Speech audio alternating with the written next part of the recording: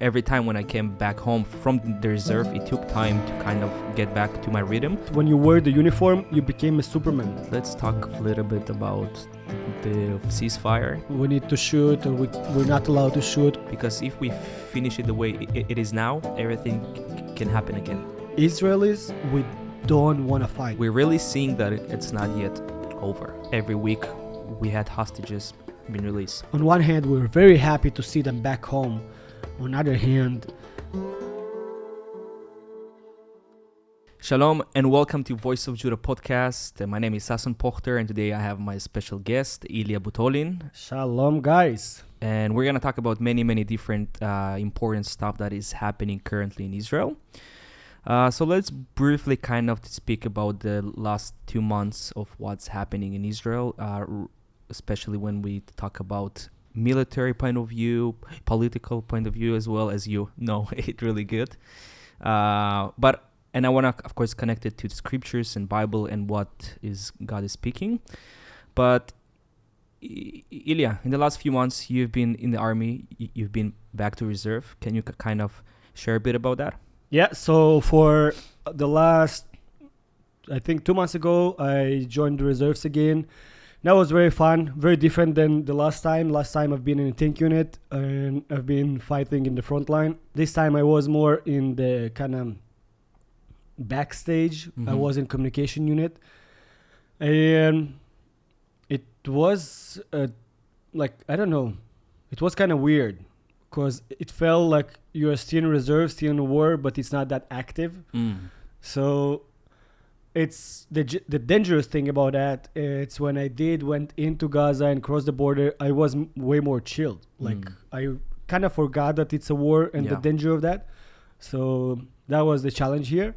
But otherwise, I feel that it's becoming just a genuine, I don't know if it's okay to say that, but genuine spend of time, not being any productive. And it's really stopping me from my home. It's stopping me from learning how to be a husband, #8 months married. It's stopping me from my ministry. It's stopping me from everything. So it's an interesting season. Yeah, and I think, you're not the only one that is going through that. We have so many people, especially when we talk about reserves units. It's more complicated. When you're a soldier, it's a part of your life kind of, and that's your routine. But when you're going back to the army, back to reserves and back to the same thing, it really kind of messing everything around you. And we've been talking about that quite a lot, but people don't really realize what we're going through, and it's a quite a challenge. And I think there's a lot of believers as well that are in the army are in the same situation as we were both. And I remember every time when I came back home from the reserve, it took time to kind of get back to my rhythm. Right now I'm only 2 months off, almost 2 months, and I still kind of feel that only now I'm stepping slowly into it, and it's it feels like addiction, bro. I'm just 2 months off. And it's hard, and I have to be honest, I miss it a lot, being with the same friends. And in your case, it's kind of different because you've been changing now people and units, so it's kind of different. But when you're together for a long time, coming back home, it's really kind of, your heart is in mess, because in one side you love so much your brothers, and at the same time you have responsibility back home. So how do you deal with that? That's a good question. I think there's two main problems, two main situations that we're facing. The first one is when you wear the uniform, you became a Superman, like a superhero. And everyone loves you, people paying for you in the gas station. It's fun. I don't know if it's okay, but it's kind of, for my pride, it's good. It's kind of, you feel seen. And then the second thing that we're facing is the fact that you don't have this level of adrenaline. Because when you are in reserves, when you are fighting, when you are in the military, you have a level of adrenaline that people don't understand it. You're risking your life, not show me the people who really risk their life daily. And we've been doing that daily. So, and then when you come back, you are without your uniform, you're not a superhero. And then you don't have this adrenaline. So everything is so slow down and so kind of chill. that's one of the reasons why I bought an ice bath, because I want to, I want to bring this adrenaline kind of back in the mornings somehow, and try to do something more in a good places. To not go out and cycling the mountains like crazy. Yeah. I don't know who will do it. I did it after first time coming back home. I said I need adrenaline, so I went to downhill. And man, that was adrenaline. I bet, but that hurts. Yeah. And that's bad. Is not hurting, so try that. That's a good point. So that's one way of facing the adrenaline. But the other way of facing the being seen, the being superhero, it's when you just find your place. Like that's the hardest part. When you find your place, you find your support from your wife, you find your support from your youth, from anywhere. So what works for me, it's that my wife stands there for me, and she's like doing everything for me, and she allows me to be lazy when I want.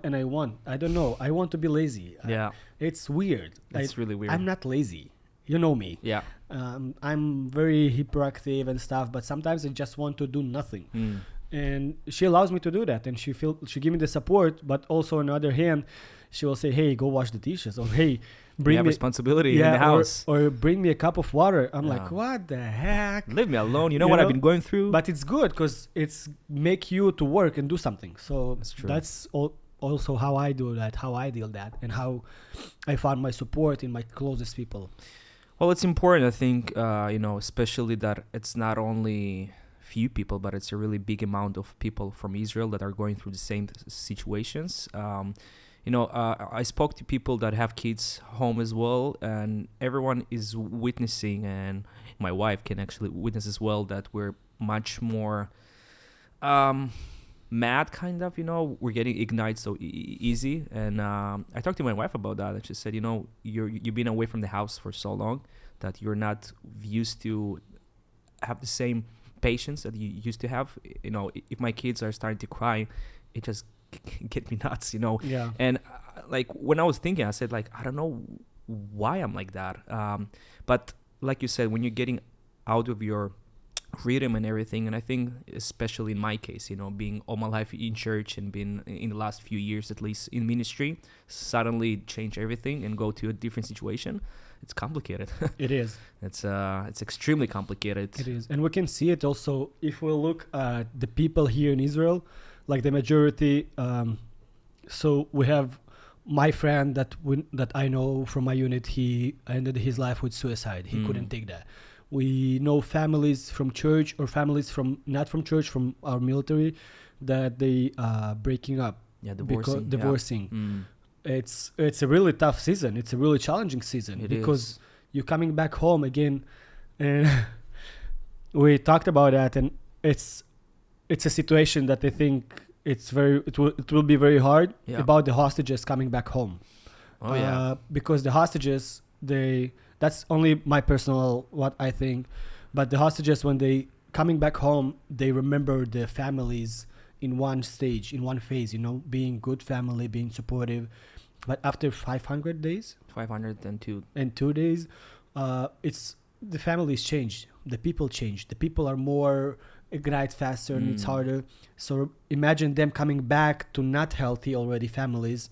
So it's going to be hard, and that's what's happening to us. We're coming back. We've been out. I mean, I've never been out from my family, but we've been out from our families, and then we're coming back to different families that we don't know, and it's kind of start everything from the beginning and know each other. Where's the limits? What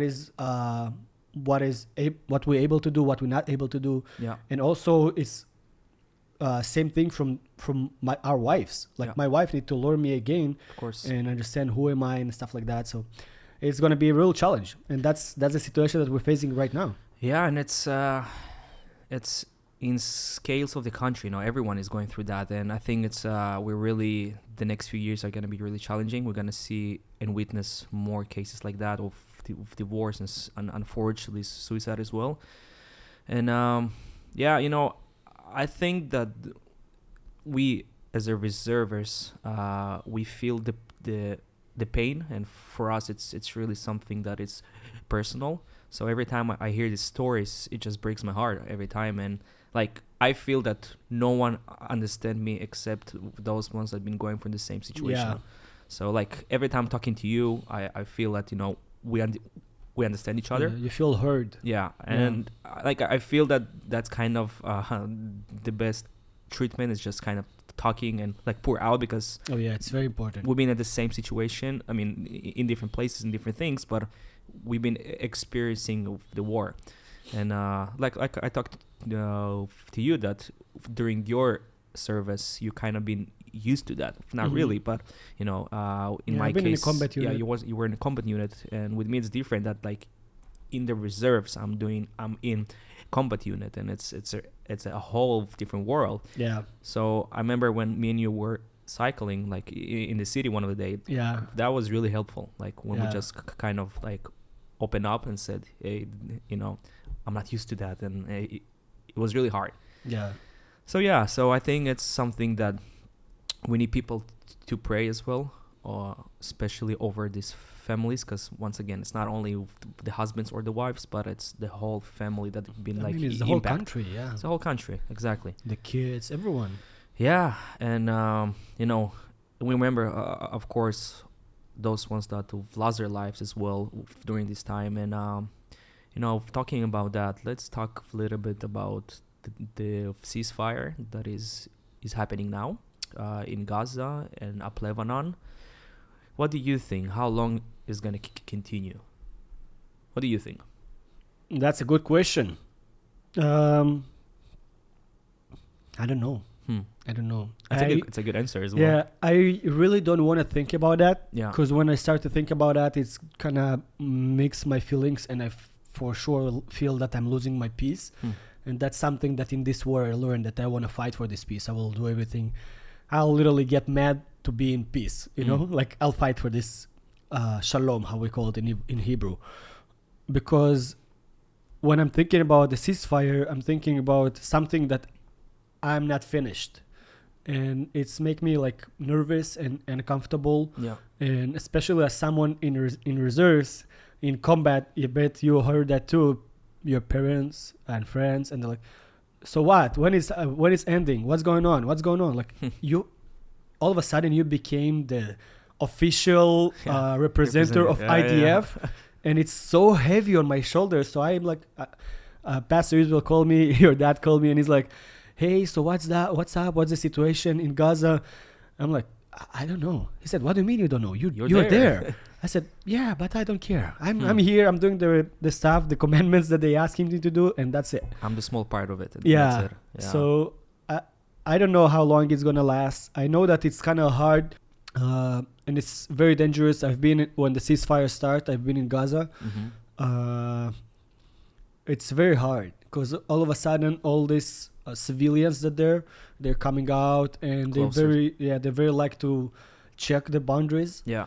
So they will come closer, and then we need to shoot, or we're not allowed to shoot, because if we will shoot, The ceasefire will fall down, Yeah. and then the hostages will not be back, and then because of me, people will not have their families, So it's kind of hard. But on the other side, these guys can come and take my life.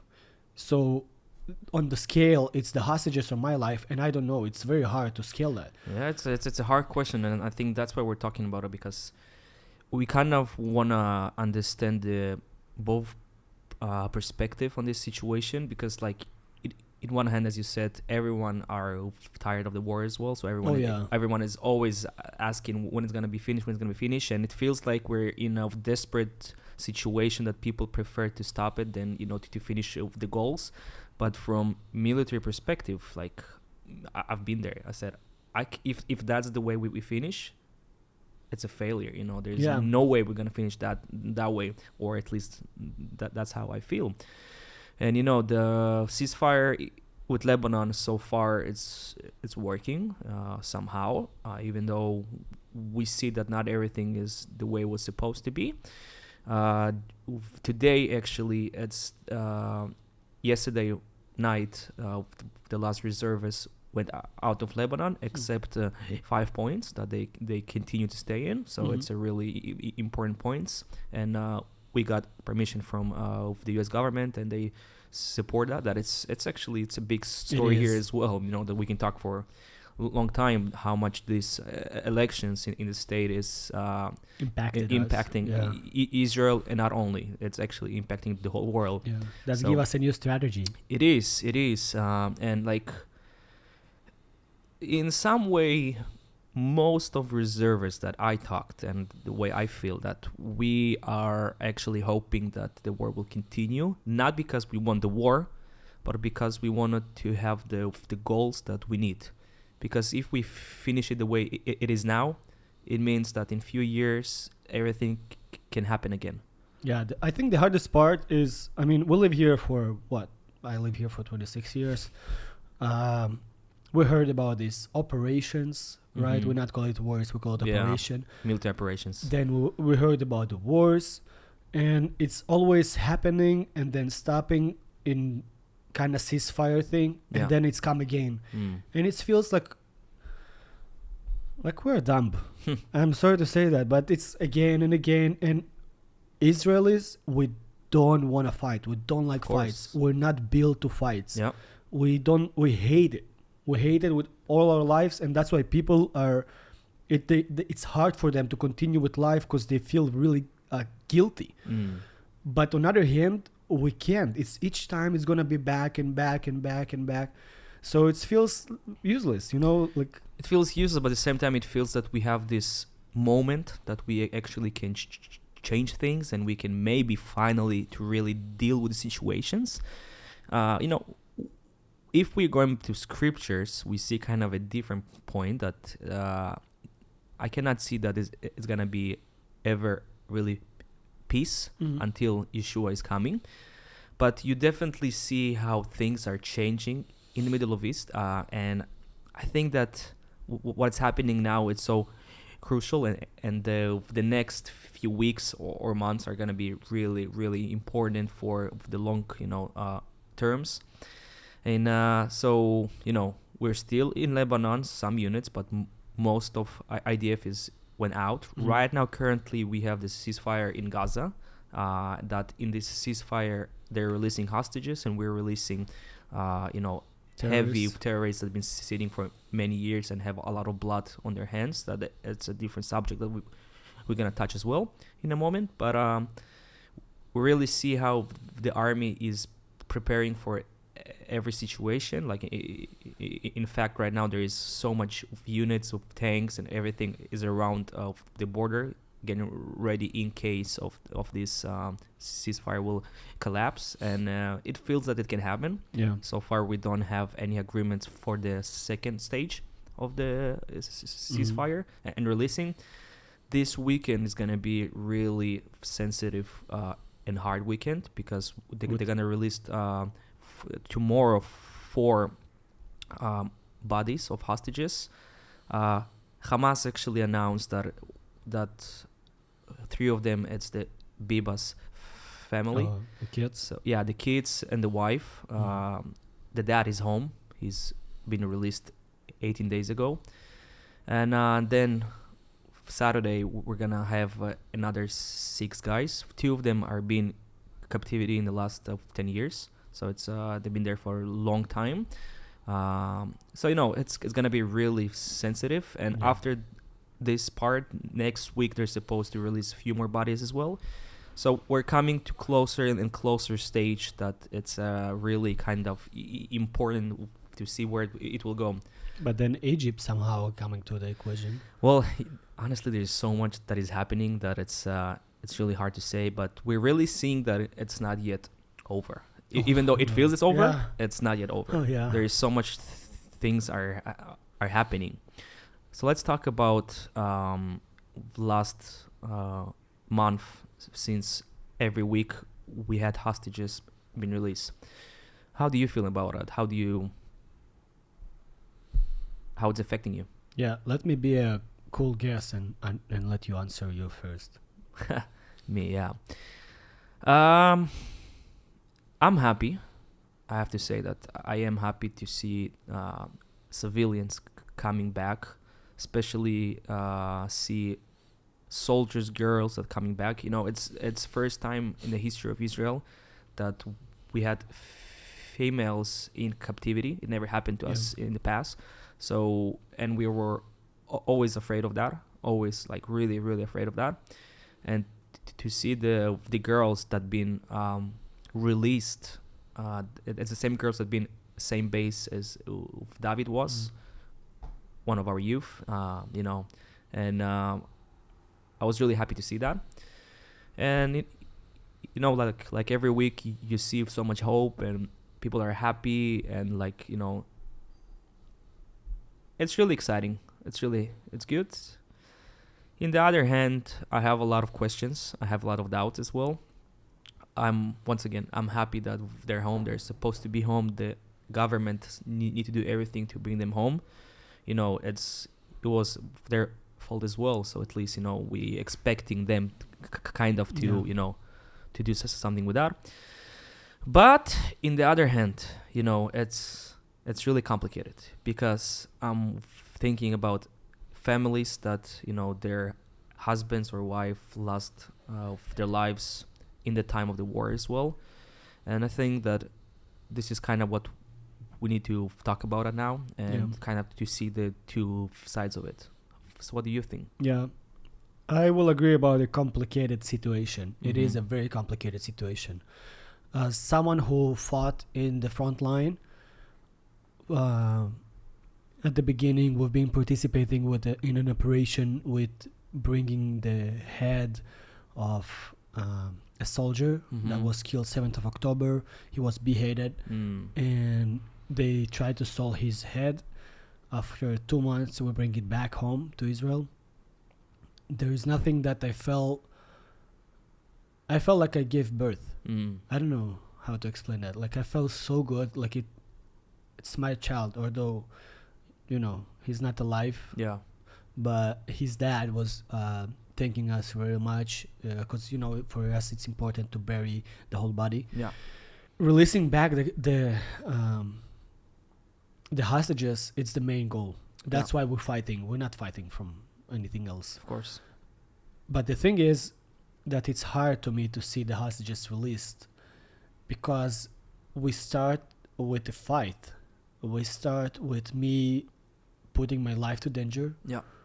And then we say, oh, it's not working, so let's start talking. Although in all the movies, if you will watch the, you know, when they're robbing a bank or something, first they start talking, and then they start acting. Yeah. So it feels like useless. Why we start acting if we're not finishing it? And now they said, okay, you risking your life was good, but it's not good enough, so let me start talking. So that's why it's hard for me when I see the hostages. On one hand, I'm really happy inside, and I'm forcing myself to be happy. On the other hand, I feel kind of weird because we did not help them. I feel like, okay, we did everything for them to come back, but we did not help them. I feel it on me because I was there to help them, you know? Yeah. And I couldn't. So it's hard. It's harder for me. And then thinking about the whole situation of them coming back, of us releasing, exchanging terrorists, it's just make me nuts, you know? It's so unfair. Yeah. It's like, if I'll compare it, try to imagine, guys, two neighbors with the fence between them, two bad neighbors. They're not friends. They never was friends. Let's forget about our history, okay? Just two neighbors. And then we've been fighting here and there. They rockets, we rockets, fighting. It's like never was fun. Yeah. But then one day, one neighbor just decided to cross the fence, take people from the homes, kids, adults, and like women, everyone, soldiers, civilians, everyone. And they take them back to their homes. And then they said, oh, I'm the victim. It's not working like that. Yeah. They're not victims. Even though everyone is kind of saying that, oh, they're the victims. Yeah, you know, but they're not victims. Freedom fighters and on and on and on. Since when someone who crossed to my building, to my home, he's the victim? If he coming back and he say, I'm sorry. I mean, why? That's why it's hard for me to understand. They're not victims. Why we should get back the terrorists if they're not victims? Yeah. That's why the situation is complicated. because on one hand we're very happy to see them back home. On the other hand, we don't have this kind of safe home that can prove you that it will not happen again. Yeah. You know, like, because we had the same story with, remember we used to go with Gilad Shalit. Gilad Shalit, yeah. We exchanged one soldier for 1,100 terrorists. 1,100 terrorists from one soldier. We really appreciate life, but on the other hand, like if then it happened with one soldier, here it happened again with 60 people that will get released. So it's hard. It's very hard, and it's not bringing any hope. And as a soldier, again, I feel the failure again on my shoulders. Of course. I feel that I, like, you know, I've been useless. My life been risked. I could have died, and for what? For me to do nothing. So that's the hardest part for me. Well, you know, I can say that maybe people will not agree with me, but we kind of lost already the war from the beginning when we had so many hostages being taken to Gaza. So we cannot really write the conditions, and especially when it comes that, you know, we're doing, you know, we're trying to solve and do things with terrorists. Yeah. You know, it's so just silly. Isn't that silly? It's silly, and that's why it's so complicated as well. Yeah. And, you know, there's for so many years, people have been saying in Israel that we should put death punishment for terrorism, because, you know, we know that there's few places in the world that is working.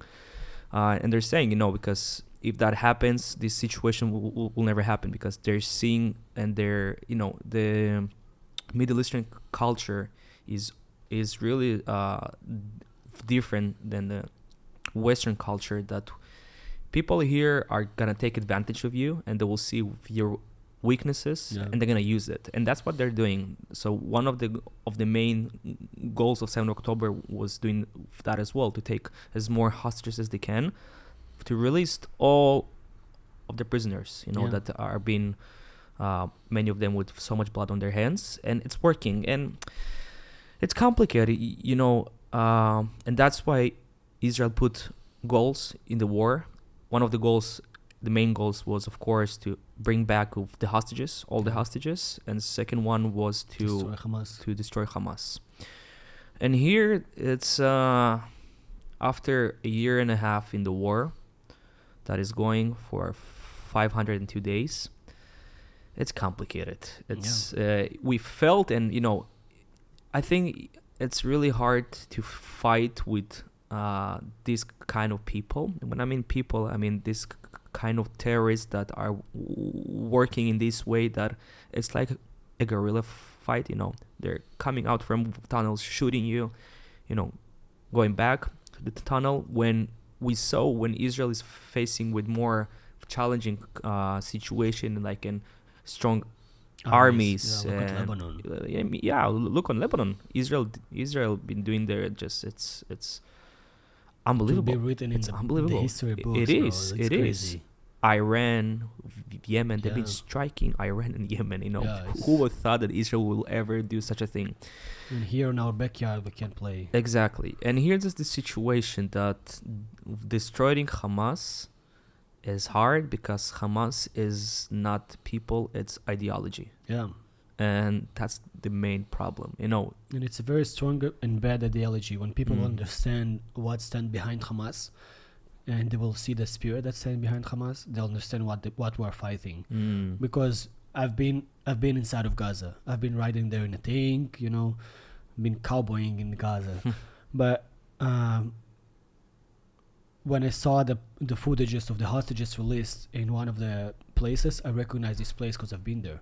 And it feels so not fair. Like, I've been there, and all of a sudden they came back with these faces and all of that covered, like all the terrorists out. And my instant reaction is like, hey, why we're not just showing the rocket there? They're all outside. Let's kill them right now. Because that's kind of the Middle Eastern way of thinking. You know, they will be just like, they'll see a situation, they will see that they can have like any advantage, and they will do that. Yeah. Oh, and I forgot to add, of course, the way they released the hostages. Oh, that was terrible. It's like they continue to play with us, and, you know, I don't know. Poor government. We have a really strong people there. I hope like we really pray for them, when we need to continue to pray for them, and we need you guys to pray for our government, because it's very hard, very challenging. And if we feel that, I bet they feel the same and even more, because they see the situation way more open. Yeah.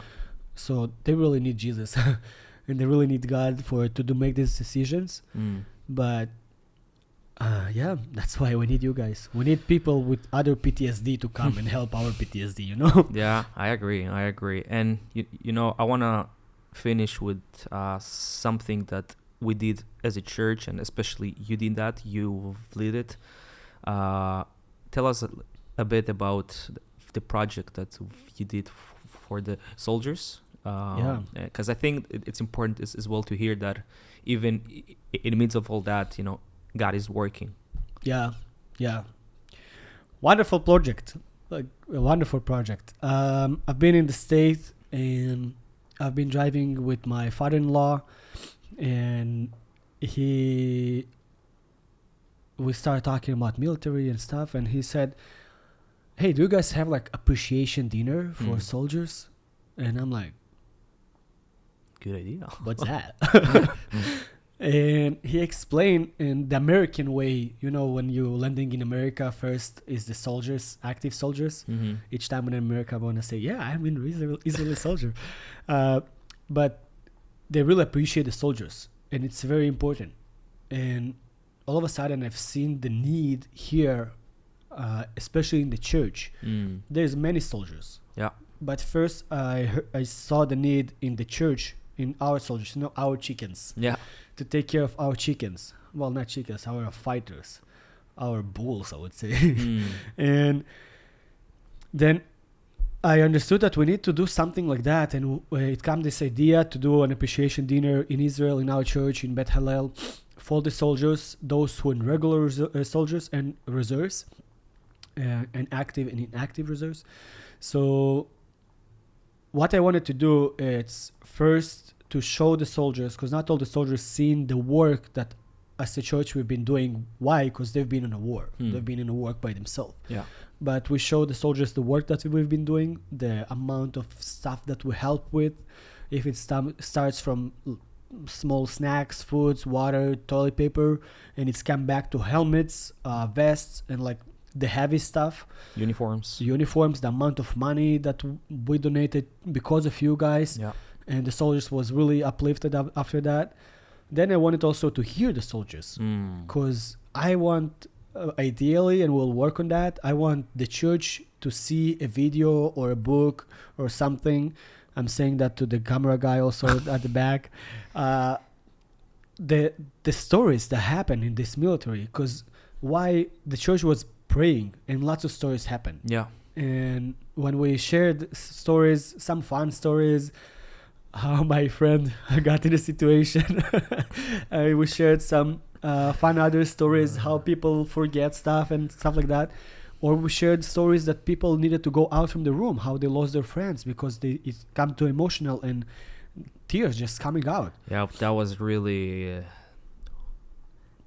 it was unexpected, and you know, I almost cried by myself because I felt the pain, and I mean, we have so much pain inside of us. Yeah. And I did not expect, because it was funny because everyone kind of said funny you know, stories, stuff. Yeah. But then when it came to a serious something that this guy like really wanted kind of to point, that was hard, man. Yeah. I'm thinking about that and tears are coming, you know, because it's... Yeah.